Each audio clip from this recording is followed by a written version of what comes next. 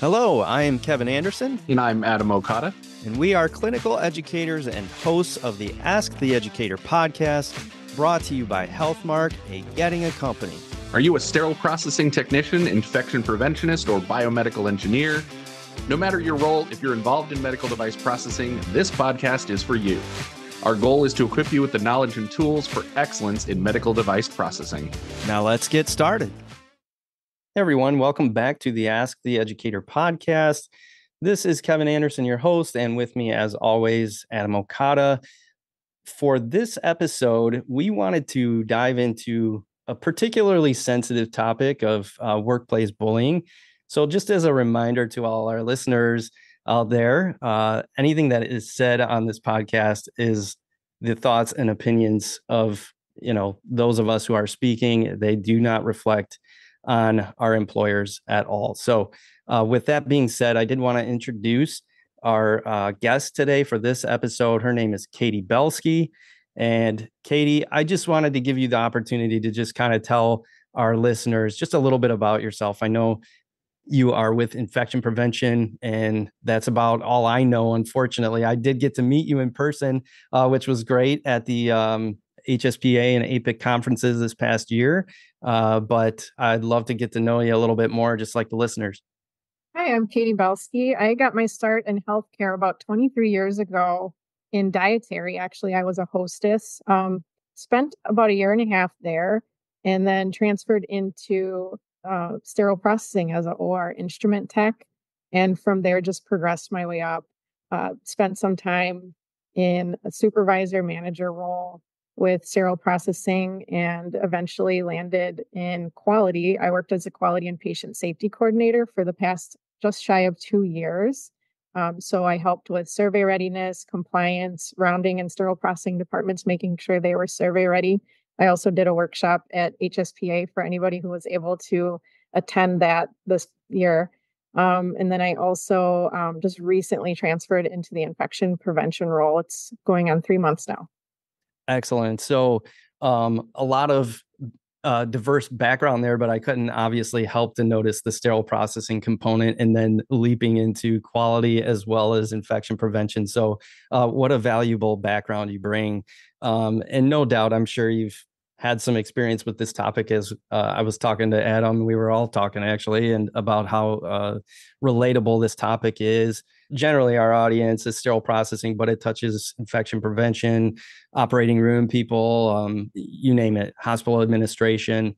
The topic of bullying in the workplace, it is a hot topic on SPD social media. There have been several studies showing how prevalent it is in the industry.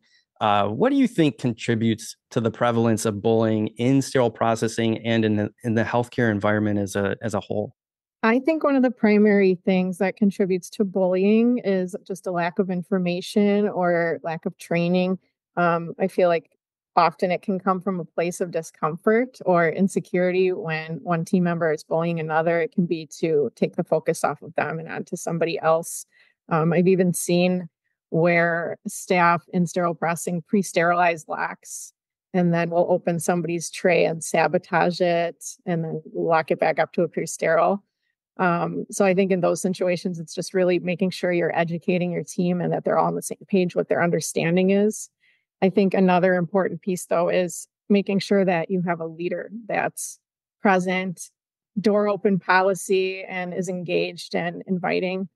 Typically, I've seen in departments that have absent leaders, those are usually the ones that have more bullying happening. So I think it's so important to make sure that if you're a leader listening to this, that you're making sure you're rounding with your team frequently. And if you're a team member, making sure that you touch base with your leader often. I like what you said about if somebody's not having a lack of information or those kinds of things, because we talk about this a lot in sterile processing where the tendency to eat our young, quote unquote, that's what we do. When somebody new comes into the department, the older set or the more experienced staff will start to bully them. They don't know as much as, oh, you don't know, kid. You're like, let me show you how it's done. And that's really not a good environment to create a welcoming culture, right? You want to have new people because new people means that there's more people to share the work. So it's unfortunate, but it does happen. I see it all the time. What do you think are like the psychological effects of bullying in the workplace, when somebody comes in and is getting bullied, or if you have a toxic workplace culture, what does that do to a person? I can say from firsthand experience, some things that I had felt, it definitely gives you headaches or you leave feeling more burnt out. And then it also contributes to attrition in the department, like not just with myself, because then I would go home and look for other jobs thinking I cannot stay in this environment anymore. And other team members are absorbing that energy too and doing the same thing. So then it also puts more stress on you, like when you're going to work and another team member is calling in sick because they can't deal with it. Now you have more work to do while you're there. There's so many different basically little avenues you could go down in terms of the effects of bullying in the workplace.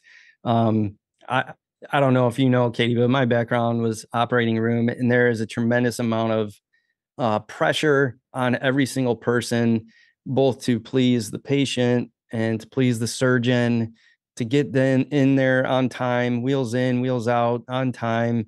And then the turnovers on top of that have to be real short, as short as possible. And then take that a whole step further, if you possibly can, is to, go shorter than is possible. You know what I mean?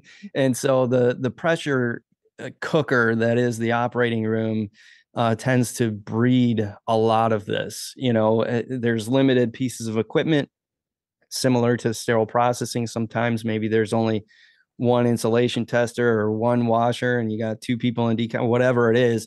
And now you're kind of fighting over the remaining equipment because you want to show your doc that you can keep the room going and all of this stuff. And so there was a lot of contempt and unfortunately a lot of bullying in the operating room. And additionally, this is not necessarily a good thing, obviously, but sometimes that bully could be your manager, right? I have experienced that. I'm not going to point out any names, of course, but unfortunately that has happened. And it, for those people that may be dealing with a situation like that, unfortunately, you probably have one of two avenues there, and that's either to report it and to see what happens, or to leave. But unfortunately, because people are afraid of ramifications, they tend not to report it. And I do know that because I used to be a manager, and people would come in and be like, this and this and this happened, but don't tell anybody, because I don't want to, I don't want anybody to come after me or whatever. So I'm sure that there's a lot of people out there that can relate to all of this. But what's an interesting thing, I think, to think about is maybe some of the financial implications, because this is something that our leadership, our administrators should really be coming down pretty hard on, considering there could be some serious financial implications, right? So what do you think? And have you seen or had any experience with even the financial implications of bullying in the workplace? I've seen how it can affect the financial situation. Firstly, just by staff attrition and turnover, having to rehire and retrain staff, and then dedicating somebody to work alongside them and training them will also affect the department productivity. But then also it contributes to errors. So when you have somebody that's coming into work and they're distracted by the bullying, or I've even seen it and experienced it myself, where you have a team member who is bullying by using information gatekeeping, and they're keeping most of the information that's needed to keep the patient safe to themselves because they want to be the go-to person, and how that contributes to just error after error or a delay in service. It has a domino effect of financial implications.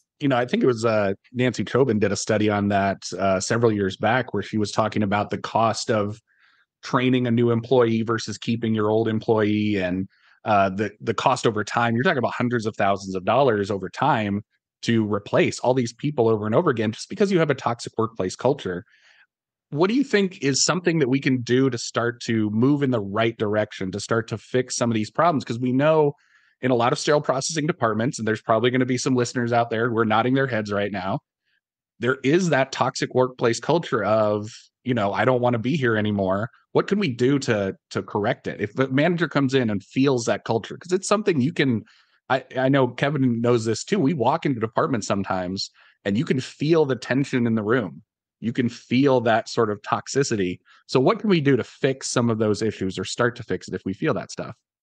A good leader will be able to recognize that right away because they'll also be present and visible in the department. It's the leaders that are hands off and aren't as visible. I think there's opportunity there. Make sure you're developing yourself as a leader by attending courses or even reading books that help with leadership and communication. There was a really good book that was brought to one of our HSPA conferences several years ago. She was a presenter there, Sherry Harley. She has a book, How to Say Anything to Anybody, and it's awesome if you're somebody that struggles with communicating with team members or a leader that struggles having those crucial conversations with a toxic coworker. Sometimes it might be, and often can be, your superstar employee that's exhibiting the toxic workplace behavior. So it can become difficult to have that conversation with them because you don't want to lose them from the team, but you also don't want that to continue. And then I also think it's important to consider training. So somebody who's been there for 30 years might have a whole different idea of how sterile processing should flow than a new hire. So maintaining consistent training for everybody so that they're all on the same page and communicating effectively. And also for the OR, a lot of the bullying that I'd experienced, especially as a leader, came from OR staff to myself. So they also need to be on the same page. I can't have one tech telling them they can have a tray turned over in an hour and a half because they felt intimidated. And then another tech, they come down and say, oh, it'll be 3 hours. I'm sorry, I'm not sure why another tech told you that. And then a whole thing ensues. We've all been there. So just having a broad understanding that everybody's on the same page with, yes, we're going to tell them it's a 3-hour turnover time and that they're not getting different answers, and building those relationships that are based on trust with the OR so that they know that they can trust the department. Oh my gosh, so many great points in there. And one of the ones that really resonates with me a lot that you mentioned is the leadership. And I think that there's a lot of challenges with becoming a leader in healthcare. A lot of times what happens is it's, an expert sterile processing tech or an expert OR nurse. And then, they're given this opportunity of promotion. And now they're going from something that they're maybe an expert at to something now that they're a novice at. And you have to learn leadership skills. So that's why I'm so happy that you mentioned leadership being a huge component of that. You have to be self-aware and to understand that those are some skills you need to sharpen if you're going to take that seat. And you absolutely should. You should try leadership. Maybe you'll have a little bit more understanding of the challenges, all of those things that they're dealing with. Some of the push-pull between upper administration and their own staff. There's a lot of dynamic there, but more often than not, the tone of a particular OR is set by the surgeon, and that tone trickles down to everyone. So then if it is one of those sort of bullying and pushy surgeons, then you start seeing, anesthesia is amped up and they're pushing people, and the scrub is amped up and they're pushing, you know what I mean? And then it trickles down to sterile processing. Oh, I need this case, and I need the case card's not ready. Things are missing. And then each OR's stealing trays and instruments off each other's case card, when they're not watching. I mean, there's a whole dynamic to it that really comes and circles back around to leadership. But I think is really interesting about leadership, I used to think it was managers only. But what's interesting about leadership is I think you can be a leader without the title. And we need people like that who are confident in their skills and their knowledge and are willing to stop the line and able to and empowered to by their administration. You know what I'm saying? And so anyway, all of that to say, fantastic points. I can't agree more with what you said. And I'm wondering too, before we kind of get to your final thoughts on this, is, have you had any sort of like personal experience with this where it was kind of directed at you? I know I shared with you before we started this podcast, as I've definitely been on the receiving end. But hopefully I've never been on the giving end of that. But I can't say without 100% Kevin, certainty. you're very unpleasant. I've been on the receiving end from you a number of times, but well, thank you for adding that, Adam, and improving my self-awareness there. Okay. But Katie, have you had any experience like that where it's actually been directed at you? I have, all the way to the point from when I was a department leader and I had people filing false complaints about me to Joint Commission and the state were coming in, and I ran my department in a very organized way. So I'm like, nope, that's right here. Here it is for you. So it really can come from anywhere. And this was from another leader. So I suspect from another leader, with the information I had, you can kind of follow the trail and tell where the information might have come from. So it really can come from anywhere. I think it's so important for everybody to sharpen their toolbox, as you were saying earlier. So know how to respond to somebody that functions that way. And what I always just try to tell myself is it's more of their problem than it is yours. So they're taking it out on you, but at the end of the day, I know I was doing my job correctly. I know my team is doing their job correctly. And it says more about that person and maybe what they're dealing with personally or professionally than it did about my team or myself. Early on in my career, I had a leader that was a bully, and it's hard when you have somebody that's above you that is the bully and, says things behind people's back and spreads rumors and that kind of thing. So it's difficult in any situation. I think it's specifically hard when a leader does it or when another leader, possibly in another department, does it. So I definitely understand where you're coming from. And this is such a great topic. I feel like we could go on literally for about an hour, 2 hours talking about bullying and sharing stories about it. But we do need to kind of wrap up here. So Katie, do you have any final thoughts for the listeners on bullying or just anything in general? My final thoughts for the listeners is to just make sure you advocate for yourself and you're constantly going to work being the best version of yourself, reminding yourself that you're there for the patient and you're not there to participate in that behavior. And if you're in leadership, make sure you're rounding on your team so you recognize that it's going on and that you take it upon yourself to address it. It should not be the responsibility of the team to address bullying amongst the team members. They should be a part of the solution, but it should not be put on them to solve that problem. That's the responsibility of the leader to make sure they have an effective culture amongst their team.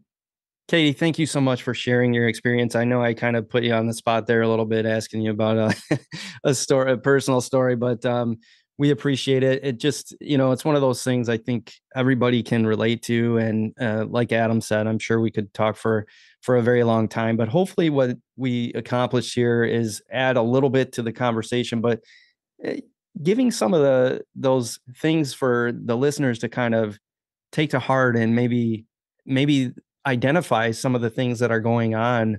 Like you mentioned, gatekeeping information. That's a big one. I know it was in our OR. Sometimes people like to be the hero, or maybe they like to be the preferred scrub or the preferred circulator or whatever.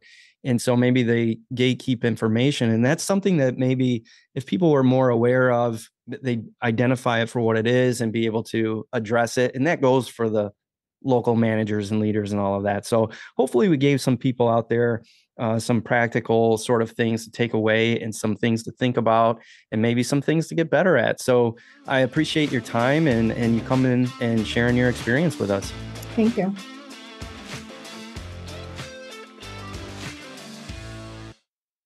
All opinions expressed on this episode are those of the presenters. This podcast is for informational purposes only. Before using any medical device, it's important to review the manufacturer's instructions for use and consult with a professional. For any questions or feedback, please reach out to us at asktheeducator@hmark.com.